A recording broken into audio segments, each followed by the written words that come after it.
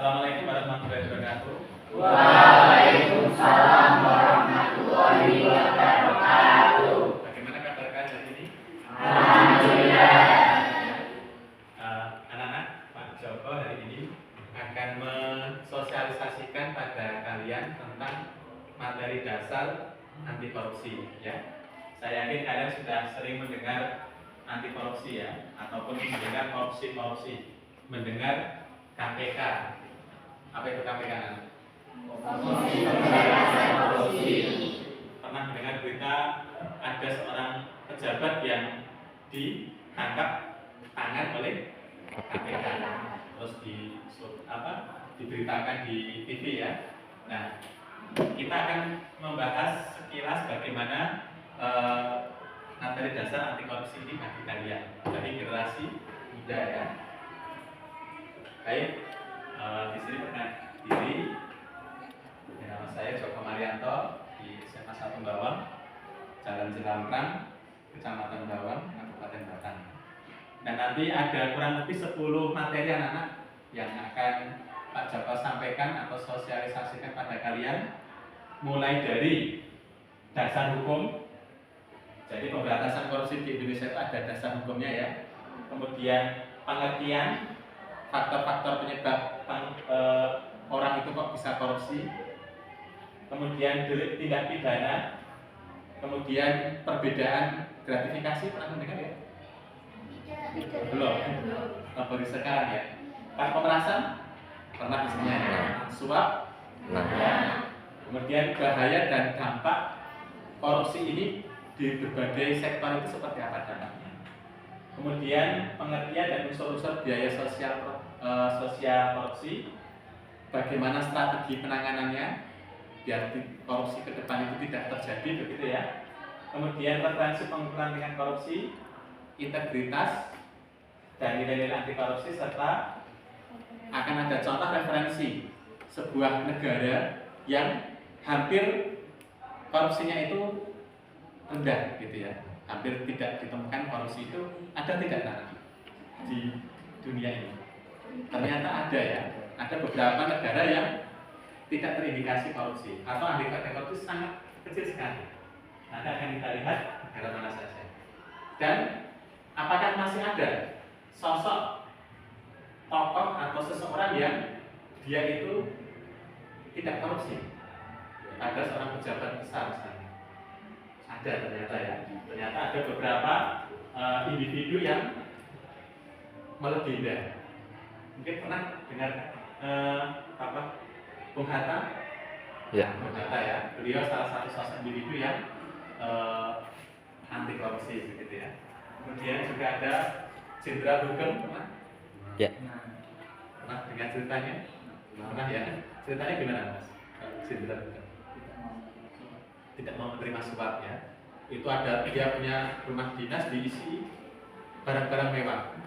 Tapi oleh Jenderal Hukum itu tolong semua barang itu dikeluarkan. Ya, karena ini bukan barang Saya saya ya, walaupun di rumah sendiri. saya gitu ya. Karena saat dia di rumah itu ternyata sudah banyak sekali barang-barang mewah. Nah, nanti akan kita lihat individu-individunya ya. Baik anak-anak, langsung saja karena kita materinya cukup banyak dan waktu terbatas. Jadi dasar hukum pemberantasan korupsi di Indonesia banyak anak-anak, tapi nanti Pak Joko hanya mengambil beberapa yang menjadi dasar hukum pemberantasan korupsi di Indonesia. Yang pertama, Undang-Undang Nomor 20 Tahun 2021, Undang-Undang Nomor 31 Tahun 99 tentang apa ya? Pemberantasan tindak pidana korupsi. Jadi ini di tahun 2001 sudah ada undang-undang tentang pemberantasan tindak korupsi ini ya. Nah, di undang-undang ini ada penjelasan tentang definisi korupsi ya, di mana untuk definisinya lebih komplit nanti di bawah gitu ya. Tapi paling tidak ada 7 jenis pengelompokan berkaitan dengan korupsi. Apa saja? 1. Pemerasan. Ternyata pemerasan itu termasuk korupsi ya. Misalnya ada seseorang yang ingin seorang pejabat agar sebuah usaha seseorang itu bisa lancar harus apa? Kirim uang gitu ya, kirim sesuatu yang diinginkan pejabat tadi. Nah, ini pemerasan namanya. Gratifikasi.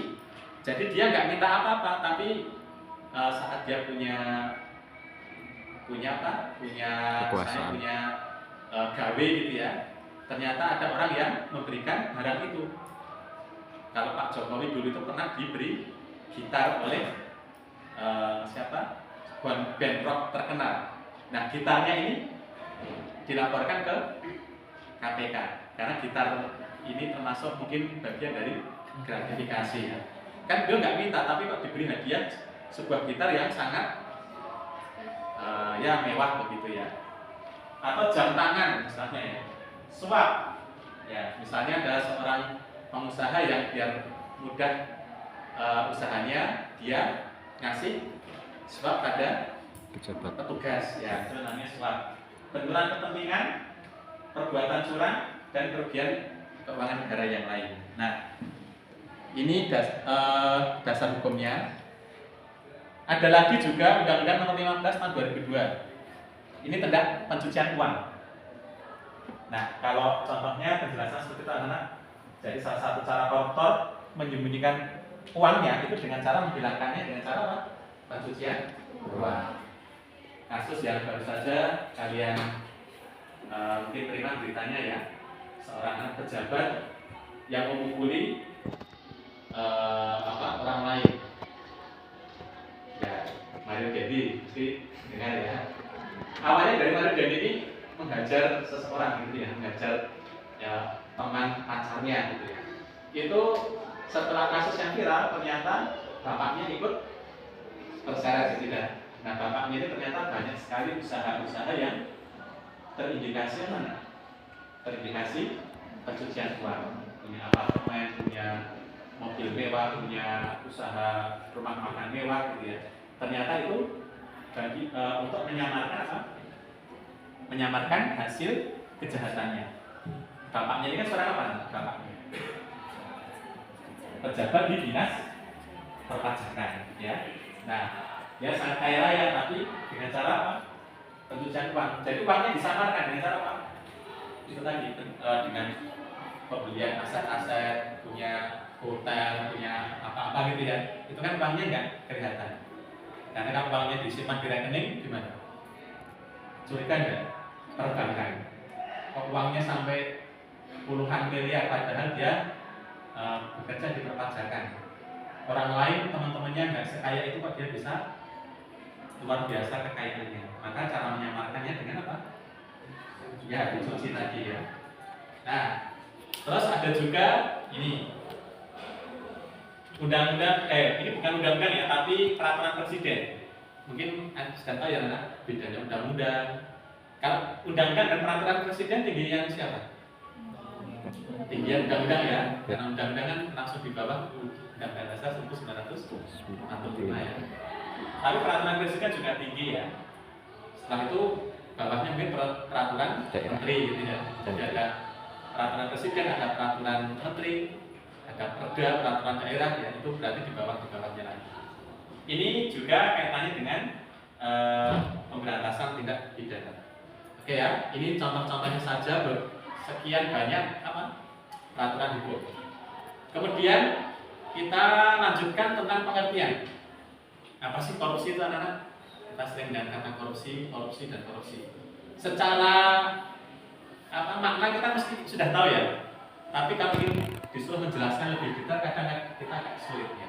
Jadi istilah korupsi ini dari bahasa asing, dari kata corruptio atau corruptus ya. Ini tindakan merusak atau menghancurkan. Jadi sebenarnya pengertian korupsi itu menghancurkan, bisa merusak, membusukkan, apalagi kejahatan, ketidakjujuran, dapat disuap, tidak bermoral. Nah, ini beberapa kata yang menjurus pada korupsi ya. Jadi korupsi itu seperti itu.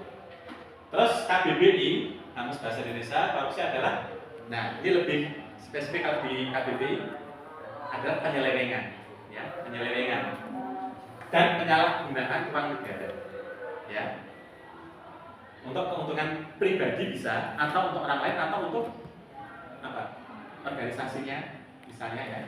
untuk kroni-kroninya, ya. Mungkin bukan untuk dirinya, tapi mungkin untuk kroninya, ya. Itu termasuk tetap korupsi. Nah, pengertiannya banyak anak-anak. Jadi pengertian korupsi, definisi korupsi itu banyak. Tapi akan kita ambil beberapa yang relevan dengan kita karena memang keterbatasan waktu ya. Jadi korupsi penyelewengan tadi, melawan hukum untuk apa? Kepentingan pribadi ya ataupun orang lain karena jabatannya ya, karena jabatannya. Nah, terus Indonesia sendiri di lewat Undang-Undang Nomor 31 Tahun 99 yang diubah tahun 2001 tentang tindak pidana korupsi dikelompokkan jadi 7 jenis utama. Yang pertama adalah kerugian uang negara, suap menyuap, penggelapan dan jabatan, pemerasan, perbuatan curang, benturan kepentingan, dan gratifikasi. Ya. Oke, saya lanjut. Nah ini pengertian yang lain ya. Oke. Nah sekarang faktor-faktornya. Anak, apa sih faktor-faktor yang menyebabkan orang itu kok bisa korupsi? Menurut kalian apa? Serakah ya. Orang itu dapat uang 1 miliar sama 100.000 itu nanti akan memiliki kadar yang berbeda.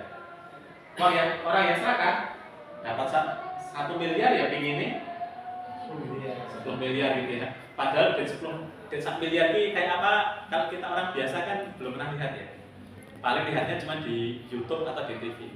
Tapi kalau wujud aslinya 1 miliar itu 1 juta bagi kita sudah banyak ya, apalagi yang sampai miliaran. Nah, sifat serakah ini yang menyebabkan orang itu, faktor yang menyebabkan orang itu ingin korupsi. Ini penyebabnya adalah internal ya. Kemudian internal yang lain adalah gaya hidup. Terus di mobil Avanza lihat yang lebih gede, yang lebih bagus, Pajero misalnya ya, gaya hidupnya bertambah. Biasanya kalau tempat Pajero, kalau kita beli makanan tempat di mana, rumah makan sederhana mau, tapi gara-gara mobilnya mewah, pengennya harus ke restoran mewah ya, harus ke sekali jajan ya jutaan. Ini berarti gaya hidup. Biasanya sepatunya harga 200.000, gaya hidupnya naik jadi sepatu yang 2 juta. Ya. Begitu ya gaya hidup. HP yang biasanya biasa Android ya pengennya iPhone yang puluhan juta gitu ya. Atau juga bisa faktor internal yang lain yaitu moral ya, moral yang lemah. Sudah nggak yakin pada akhirat. Gue sudah percaya sebenarnya surga neraka sebenarnya ya namanya moral yang lemah ya. Eksternal. Kalau tadi eksternal apa? Aspek sosial ya. Sosial kehidupan sosial seseorang berpengaruh dalam terjadinya korupsi, terutama keluarga. Maka peran keluarga ini penting ya. Kalau ada bapak yang mau korupsi, ibu itu segera curiga, Pak, kok rekening makan dana duitnya kamu di? Ya. Berarti yang menjadi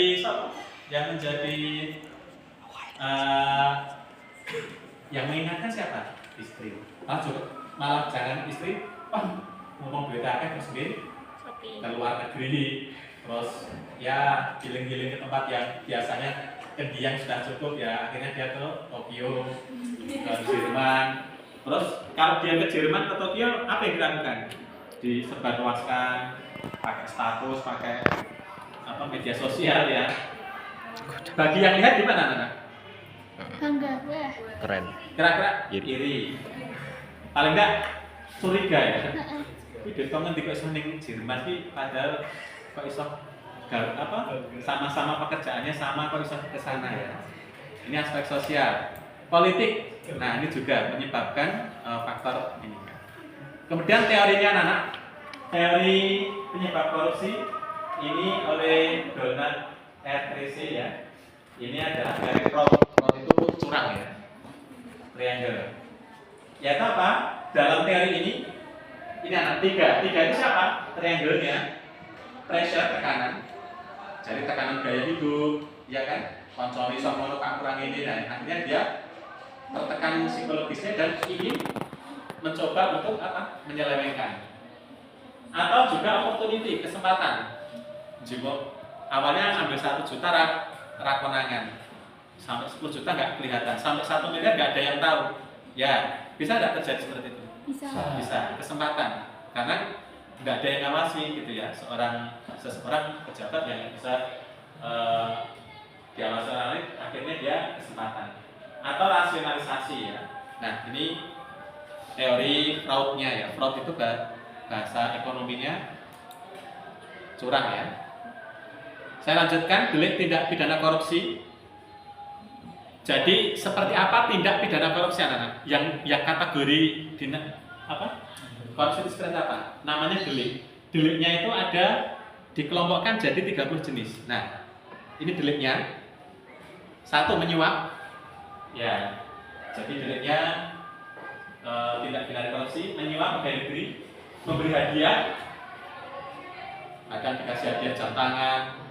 Jam tangan bukan 100.000, 200.000, tapi jam tangan yang Rolex misalnya itu harganya puluhan sampai ratusan juta ya. Menerima suap, pegawai negeri memberi hadiah, menyuap hakim, menyuap advokat apa ya?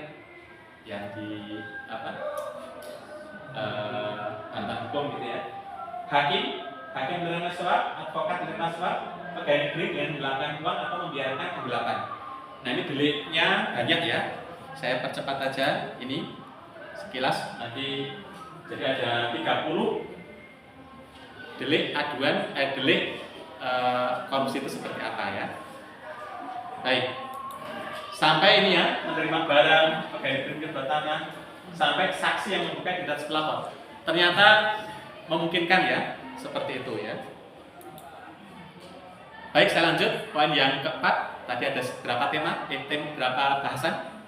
10 ya. Kita masuk ke 4. Bedanya gratifikasi, pemerasan dan suap. Kalau gratifikasi ini begini ya, gratifikasi.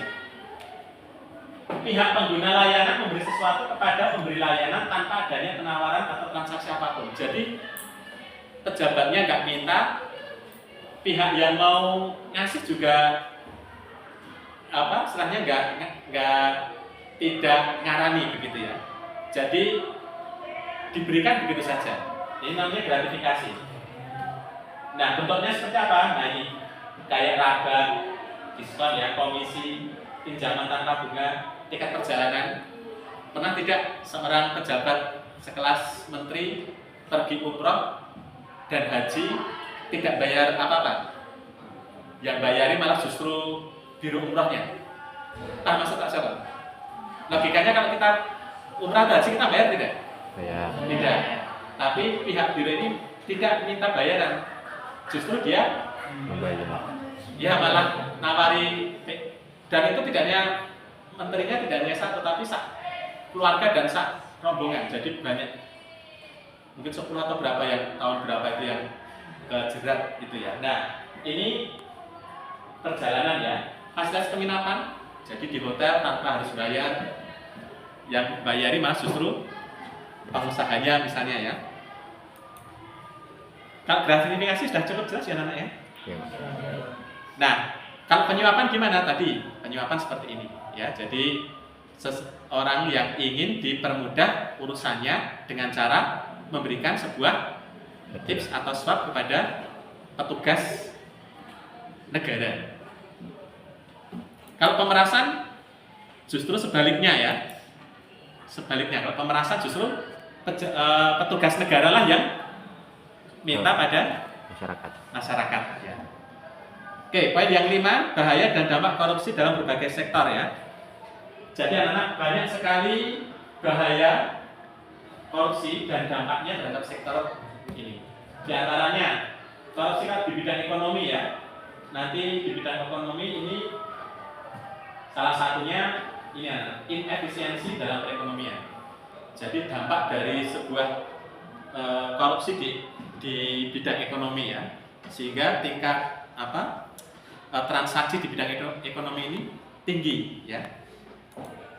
Bidang kesehatan, kemarin waktu COVID gimana?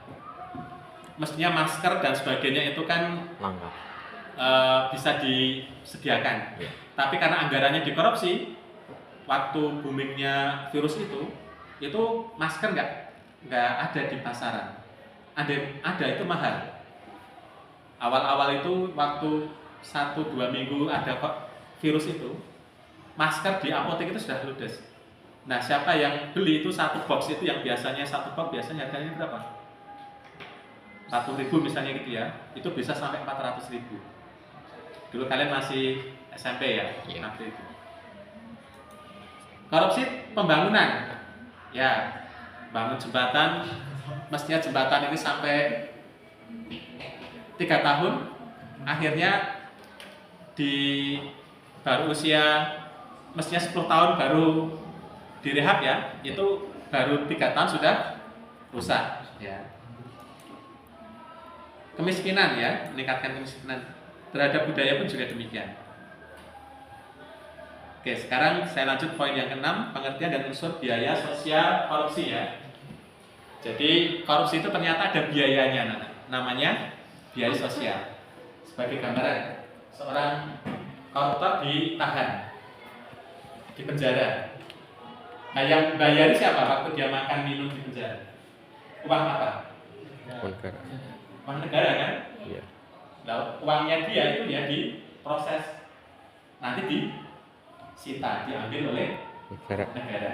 Nah, biaya sosialnya tinggi saat dia di penjara, saat nanti dia di pengadilan harus bayar pengacara, harus ada saksi, itu kan membutuhkan biaya yang banyak.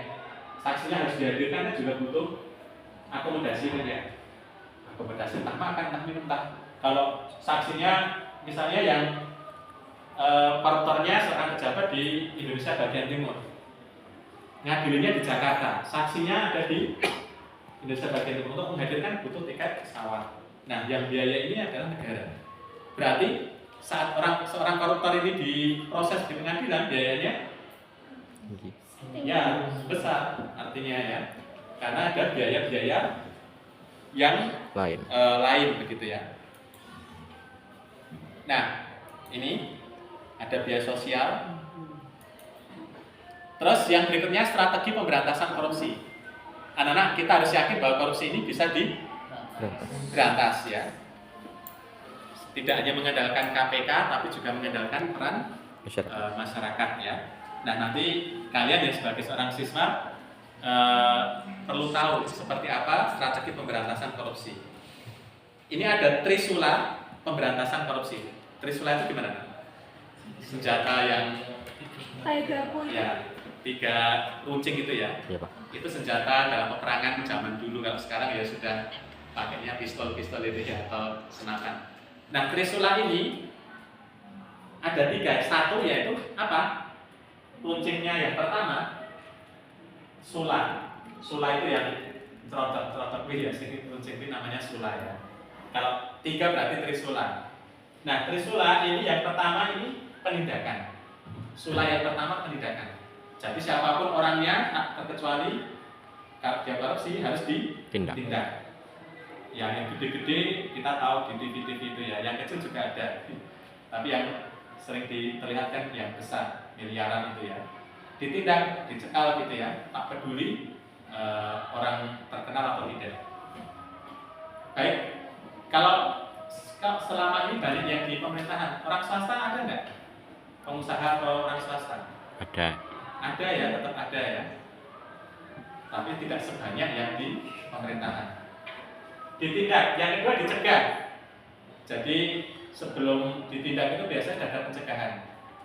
Jadi sebenarnya orang yang korupsi itu gimana? Deg-degan tidak? Ya. Koruptor itu aslinya ya deg-degan. Dia kan selamat saja kalau nggak ketahuan. Tapi sebelum ketahuan itu sebenarnya sudah ada indikasi. Nah, kalau dia lanjut biasanya ya dicekal. Maka ada faktor pencegahan. Yang ketiga adalah pendidikan ya. Sehingga kalau khususnya di pemerintahan harus tahu seperti apa korupsi, sehingga orang-orang yang ada di pemerintahan misalnya ya itu jangan sampai terlibat korupsi. Lewat apa? Pendidikan. Nah, salah satunya ya lewat sosialisasi, lewat apa? Lewat seperti ini gitu ya, kalau kalian jadi calon pejabat. Ini pendidikan, pencegahan, pendidikan. Dan yang Berikutnya adalah semua pihak harus berperan. Ini referensi pengukuran tingkat korupsi. Jadi nanti ada 3 referensi pengukuran tingkat korupsi anak-anak. Di Indonesia kita termasuk masih memprihatinkan karena dari sekian ratus negara kita masih di posisi bawah begitu ya dalam tingkat korupsinya. Nah, referensinya pertama tentang survei penilaian integritas, indeks perilaku anti korupsi, dan indeks persepsi korupsi ya. Oke, sekarang poin yang penting untuk kita ketahui untuk kalian generasi masa depan ya. Kalian yakin tidak bahwa kalian besok generasi masa depan yang sukses? Yakin ya. Niat, kepercayaan diri, dan doa itu penting. Jadi optimis itu juga penting ya. Kita yang ada di bawah itu tidak kalah dengan yang ada di Jogja. Jadi kita nggak perlu minder sama anak yang dari Jogja. Kalau dari Jogja itu langsung kesannya, wah iya Jogja, langsung kesannya gimana Jogja itu? Pasti lebih dari kita gitu ya mungkin dalam hal pendidikan. Tapi kita nggak perlu Minder. rendah diri. Kalau rendah hati penting ya. Besok kalau kalian jadi pejabat jangan sampai Tinggi hati. tidak rendah hati, tetap rendah hati sama orang lain ya rendah hati. Tapi kalau rendah diri Tidak apa. jangan ya. Rendah diri itu akan membuat kita apa? Lebih inferior lagi. Nah, poin yang ke-9 ini adalah integritas dan nilai-nilai anti korupsi.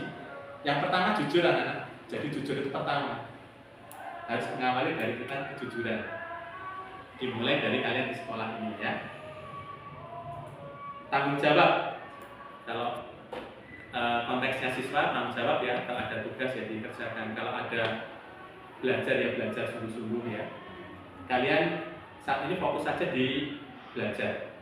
Gak usah mikirin Yang lain. nikah, mikirin kerja gitu ya. Terus supaya mikirin ini.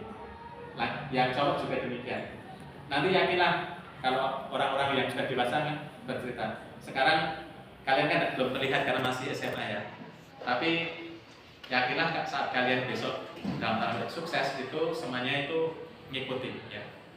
Bahkan mungkin nggak usah cari calon istri itu pada datang. Calonnya maksud saya. Sama dengan yang cewek pun juga demikian. Ya, kalian jangan terpaku bahwa besok itu jadi sekedar ibu rumah tangga. Bolehlah kalian berkarir ya. Suatu saat kalian berkarir ya. Jadi tidak menggantungkan pada suami ya. Nah, dimulai dari tanggung jawab ya. Kalau ada tugas, kalau ada apapun dilaksanakan dengan tanggung jawab. Disiplin. Nah ini anak-anak konteksnya siswa kita berangkat jam 7 itu kamu usahakan di kelas itu jam 7 bukan di jam 7 itu baru masuk gerbang, baru parkir motor gitu ya. Ya masuk di kelas itu sudah jam 7 sudah standby. Nah gimana Pak Bapak Ibu guru? Kalian sudah tahu sebelum jam 7 Bapak Ibu guru apa? Apel ya. Belum lama ini kan? Iya. Baru 2 minggu ini belum 2 minggu lah baru hari Selasa Rabu Kamis dan yang sebelum PTS itu. Disiplin Bapak Ibu dan disiplin kalian juga diharapkan demikian ya. Kita jam 7 sebelum jam 7 sudah ada di lingkungan sekolah. Kemudian mandiri, kerja keras. Baru belajar sedikit, belum selesai kita sudah menyerah. Berarti gimana? Kerja kerasnya belum Maksimal. tumbuh ya, belum tumbuh. Kerja keras anak-anak. Sederhana, nah ini penting anak-anak. Sederhana. Sederhana itu bukan berarti pakai baju compang-camping, baju sing rombeng-rombeng itu bukan ya. Tapi sederhana di sini itu apa? Menyesuaikan dengan Keadaan. apa yang kita miliki, kemampuan yang kita miliki ya, sederhana ya. Nanti sederhana ini memang agak sedikit relatif ya. Tapi sederhana di sini bersahaja ya, bersahaja, tidak berlebihan. Nah, bersahaja tidak berlebihan. Sedang, pertengahan. Tidak tinggi, tidak rendah dan sebagainya. Kalau konteksnya kita di bawah, kalian bisa menyesuaikan ya. Karena kadang nanti kalau kita konteksnya sederhana di tempat lain juga berbeda gitu. Baik, berani ya. menghadapi bahaya atau kesulitan, peduli, ya, adil. Nah terakhir ini 9 itu adil. Jadi integritas dan nilai-nilai anti korupsi banyak ya. Mau bilang tadi apa saja? Jujur, pada kelihatan ya. Bertanggung Tanggung jawab. jawab, Kerja keras. disiplin, Kerja kerja keras. keras, peduli, Sederhana. mandiri, Sederhana. sederhana, adil, ya adil. Oke, terakhir ini referensi model negara dulu ya. Jadi ini kita perlu mencontoh anak yang baik kita contoh. Jadi negara ini Denmark, Finlandia, Selandia Baru ini selama kurun waktu sekian lama dia menduduki negara-negara yang skornya itu tinggi ya, IPK-nya tinggi. Jadi skornya itu 88 dari 100. Kalau Indonesia itu kalau nggak salah 36. Jadi kalau di biji itu baru nomornya dapat skor 36. Jadi masih sangat jauh sekali. Indonesia, Argentina, Brazil, nah itu masih kategori angka-angka itu ya. Dan butuh perjuangan keras untuk IPK kita itu tinggi. Indeks persepsi korupsi ini kalau kita tinggi anak, itu negara-negara percaya bahwa kalau misalnya investasi itu dananya aman. Nah maka 3 negara ini Denmark, Finlandia, Selandia Baru karena dia negara-negara yang penuh dengan upaya untuk memberantas anti korupsi ya, sehingga 3 negara ini IPK-nya sangat tinggi ya. Oke, saya lanjutkan. Denmark ini hampir tidak pernah bergeser di ranking 1 terus ya. Pernah lihat di YouTube misalnya Denmark seperti apa? Ini di negara Skandinavia ya, di Eropa Utara. Jadi hampir tiap hari mungkin dingin.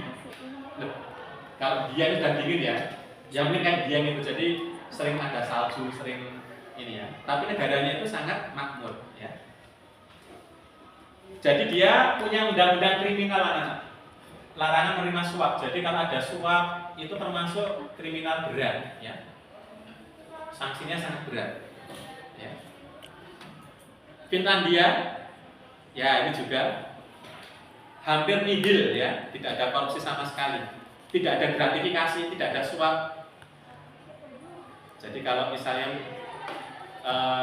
ada urusan tentang apa ya, petugasnya itu tidak mungkin menerima suap. Justru kalau kita ngasih suap kita akan Tangkap. dilaporkan gitu ya, malah akan diproses hukum nanti. Selandia Baru ini juga. Nah terakhir individu tadi Pak Jalan menyampaikan siapa sih ada individu? Tidak ada, banyak individu-individu yang masih berintegritas. Nah salah satunya Bung Hatta, Bung Karno, Pak Karno ya. Kemudian Jenderal Hugeng. Kemudian nah ini Baharudin Lopa. Jadi ini saya ambil anak. Ini Baharudin Lopa ini sebuah kisah yang cukup menarik. Jadi Barlok ya, Baharudin Lopa ini dengan mobil dinas, dia pakai mobil dinas. Sebagai kepala kejaksaan tinggi, Lopa mengadakan kunjungan ke sebuah kabupaten di wilayah kerja. Dalam perjalanan pulang, Lopa tiba-tiba melihat ajudannya menggunakan mobil. Lopa bertanya kepada ajudan siapa yang mengisi bensin. Si ajudan pun jujur menjawab Pak Jaksa. Pak Jaksa itu berarti siapa? Bawahannya Pak Lopa nih, karena Pak Lopa itu siapa? Kepalanya gitu ya. Jadi dia di kepalanya. Berarti ada jaksa yang di bawahnya yang ngasih gitu. Terus Lopa mengira ajudan memutar mobil kembali ke kantor sang jaksa mengisikan bensin mobil itu. Tiba di sana Lopa meminta sang jaksa menyetor kembali. Jadi yang running SPKO tapi suruh jaksanya yang nyetor lagi dengan jumlah yang diisikan. Terus dia bilang saya punya uang sendiri untuk beli bensin dan itu harus saya pakai. Nah ini sederhana. Jadi integritas itu tidak harus yang kisah yang heroik. Kisah sederhana seperti ini ternyata ini menunjukkan sesuatu integritasnya pasti tinggi. Yang kecil aja seperti itu, yang gede mesti juga sama. Nah ini diawali dari individu-individu yang anti korupsi. Kalau ini bukan haknya ya tidak usah ambil begitu ya. Baik, terus terakhir kali ini Pak Joko ngambil ini yang membuat materi bukan saya ya, tapi saya ngambil dari referensi alumni KPK kelas belajar online anti korupsi dari alumni kpk.go.id. Baik, kita saja anak. Terima kasih atas perhatian kalian. Mungkin ada pertanyaan? Tidak ada. Kalau tidak ada, saya ucapkan terima kasih. Semoga bermanfaat. Assalamualaikum warahmatullahi wabarakatuh.